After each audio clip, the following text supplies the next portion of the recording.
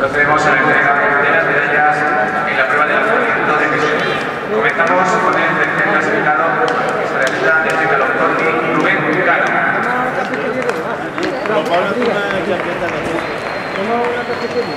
Segundo clasificado, la ayuda Sátiva, Carlos Pelecero.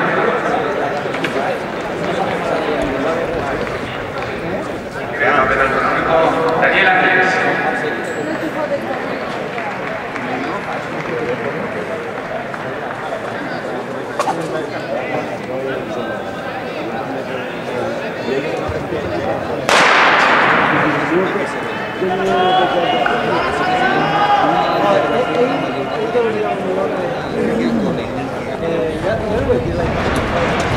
Puede parecer que se lo dejo por la terminación.